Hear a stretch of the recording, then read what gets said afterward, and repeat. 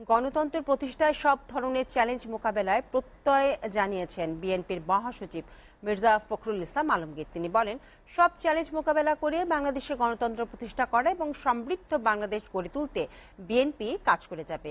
আর দলটির স্থায়ী কমিটির সদস্য মির্জা আব্বাস বলেছেন, জিয়াউর রহমানের প্রতিষ্ঠা করা গণতন্ত্র এবং মানুষের অধিকার শেখ হাসিনা কেড়ে নিয়েছিলেন।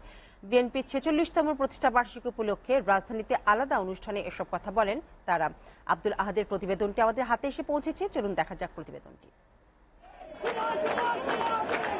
46তম প্রতিষ্ঠাবার্ষিকী উপলক্ষে নেতাকর্মীদের সাথে নিয়ে বিএনপির প্রতিষ্ঠাতা ও সাবেক রাষ্ট্রপতি জিয়াউর রহমানের সমাধিতে ফুলের শ্রদ্ধা নিবেদন ও ফাতেহা পাঠ করেন দলের মহাসচিব মির্জা ফখরুল ইসলাম আলমগীর।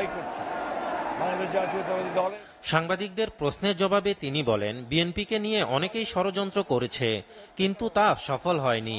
যে স্বাধীনতা আমরা অর্জন করেছি তার জন্য বাংলাদেশ জাতীয়তাবাদী দল দীর্ঘ 15 বছর ধরে সংগ্রাম করছে, লড়াই করছে।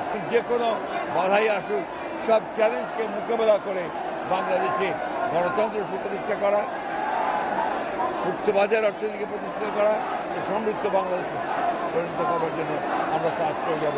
এদিকে বন্যা ও সরকার বিরোধী আন্দোলনে নিহতদের রুহের মাগফেরাত কামনায় নয়াপল্টনে কেন্দ্রীয় কার্যালয়ের সামনে আয়োজিত দোয়া ও মিলাদ মাহফিলে বিএনপি মহাসচিব বলেন, বাকশাল থেকে গণতান্ত্রিক ব্যবস্থা ফিরিয়ে আনতে কাজ করেছে জিয়াউর রহমান। চক্রান্ত এখন শেষ হয়নি, চক্রান্ত চলছে। বাংলাদেশ জাতীয়তাবাদী দলকে বিভিন্নভাবে আখ্যায়িত করে বাংলাদেশ জাতীয়তাবাদী যে কৃতিত্ব, সেই কৃতিত্বকে নস্যাৎ করার চেষ্টা চলছে। আমরা খুব পরিষ্কার করে বলতে চাই, আমরা গণতন্ত্রের জন্য সংগ্রাম করেছি, আমাদের এই সংগ্রাম অবশ্যই চলবে গণতন্ত্র পুরোপুরি প্রতিষ্ঠিত না হওয়া পর্যন্ত। শেখ হাসিনা মানুষের অধিকার হরণ করে ক্ষমতা পাকাপোক্ত করতে চেয়েছিল বলে দাবি করেন বিএনপির স্থায়ী কমিটির সদস্য মির্জা আব্বাস। আজকের এই অবস্থা অনেকে মনে করেন যে এটা শুধুমাত্র 9 দিনের ফসল।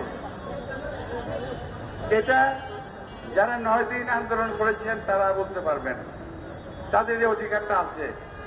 কিন্তু আমরা যারা 17 বছর আন্দোলন করেছি, রাজপথ প্রকম্পিত করেছি, আমাদের এই কর্মীদের অবদানকে ভুলে গেলে হবে না।